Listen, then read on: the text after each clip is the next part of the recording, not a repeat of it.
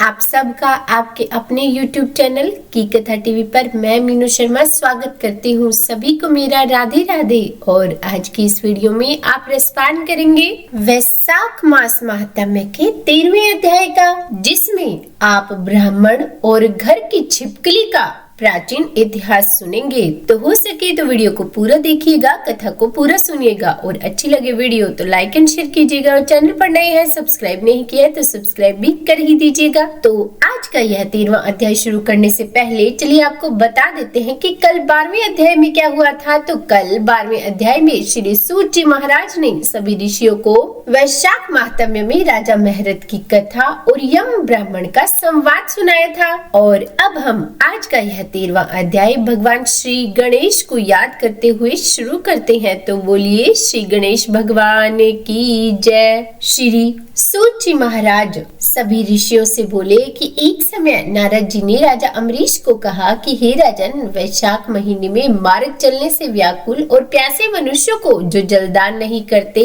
वे पक्षी की योनि पाते हैं। उदाहरण के लिए हम ब्राह्मण और घर की छिपकली का प्राचीन इतिहास तुम्हें कहते हैं। यह बहुत ही अद्भुत संवाद है। प्राचीन काल में इक्ष्वाकु वंश में हेमांग नामक एक राजा हुए। वो ब्राह्मणों का भक्त, अनिंदक, जित शत्रु और जीत इंद्रिय था। पृथ्वी में जितने बालू के कण, समुद्र में जितने जल के बिंदु और आकाश में जितने तारे हैं, उतने ही गौ उस राजा ने दान की। उसने यज्ञ किए। उन यज्ञों की कुशाओं से पृथ्वी पर कुशा ही कुशा दिखाई देने लगी तथा गौ, भूमि, तिल और स्वर्ण दान से बहुत से ब्राह्मणों को प्रसन्न किया। कोई ऐसा दान नहीं जो उसने नहीं किया। परंतु हे राजन, सुख की इच्छा करने वाले उस राजा ने एक जल दान नहीं किया। ब्रह्मपुत्र महात्मा वशिष्ठ जी ने उससे ज्ञान भी कराया कि जलदान करो, परंतु उस दुर्बुद्धि ने और हेतुवाद से कहा कि जल तो बिना मूल्य का मिलता है, इसे दान करने से हमें क्या ही फल मिलेगा।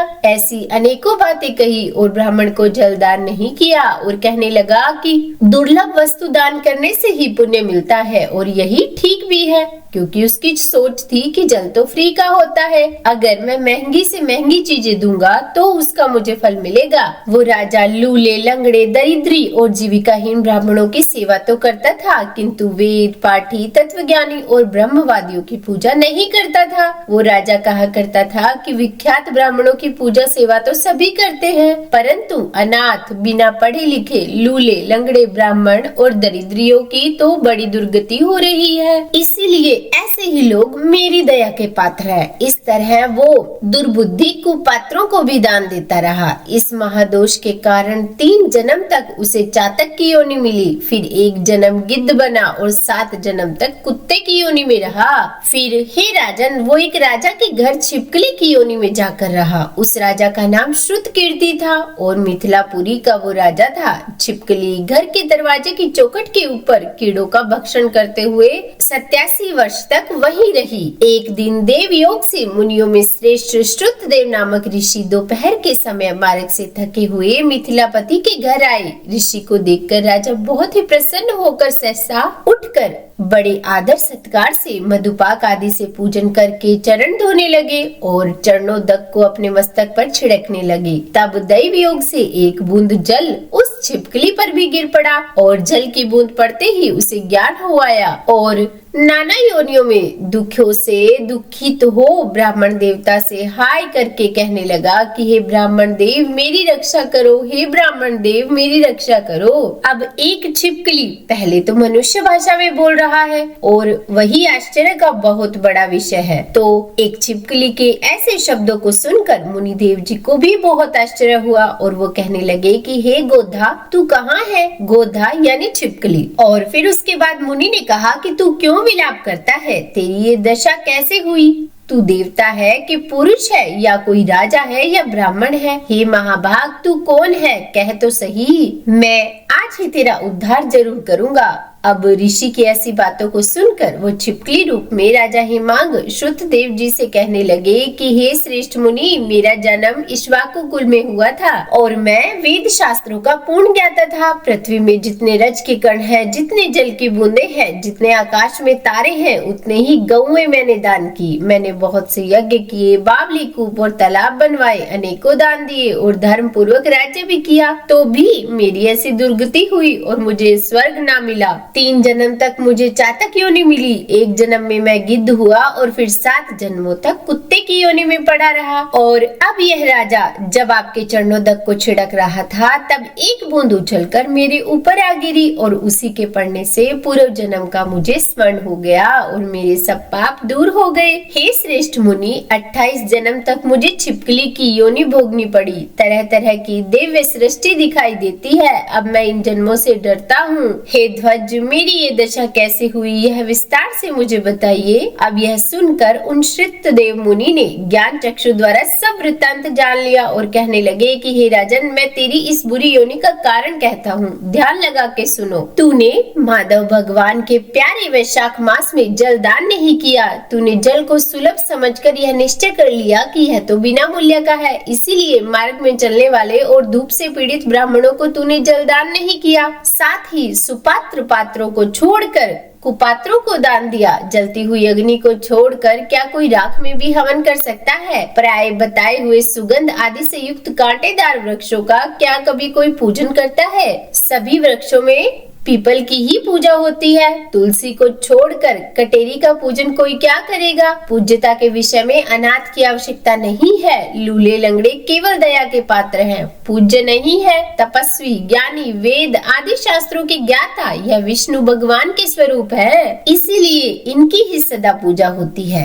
इनमें भी ज्ञानी ब्राह्मण सदैव ही भगवान विष्णु को अत्यंत प्यारे हैं। इसी कारण से ज्ञानी ही सदा पूज्यों में भी अधिक पूज्यतम है और साधु महात्माओं की अवज्ञा इस लोक और परलोक दोनों में दुखदायी है। महापुरुषों की सेवा ही धर्म, अर्थ, मोक्ष का कारण है। कई अंध जाति के मनुष्य कर्तव्य को नहीं देखते। ऐसे मंद आश्रमों के लोगों की संगति से कुछ नहीं मिलता। जैसे जल में तीर्थ और मिट्टी अथवा पत्थर के बने देवताओं से भी तत्काल कुछ लाभ नहीं होता।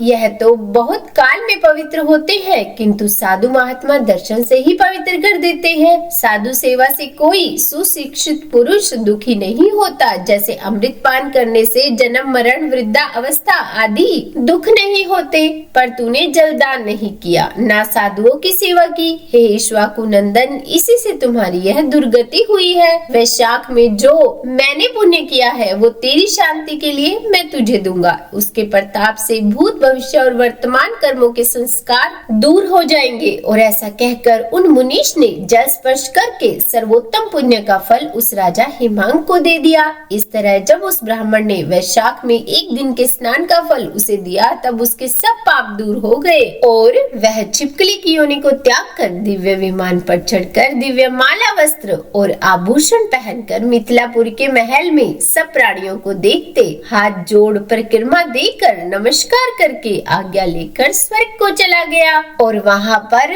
देवता लोग भी उसकी स्तुति करने लगे। वहाँ 10,000 वर्ष तक अनेकों भोगों को भोग कर वही राजा इक्ष्वाकु के वंश में महाप्रभावशाली ककुस्ते नाम से पैदा हुआ और सप्तद्वीपवती पृथ्वी का पालन करता हुआ बड़ा साधु सेवी इंद्र का सखा और विष्णु जी का अंश हुआ। तब गुरु वशिष्ठ जी ने वैशाख मास में सब कर्तव्य धर्म सुनाए, जिनके करने से उनके सब दुख दूर हो गए और दिव्य ज्ञान को पाकर विष्णु जी की संयोजकता मुक्ति को प्राप्त हुआ।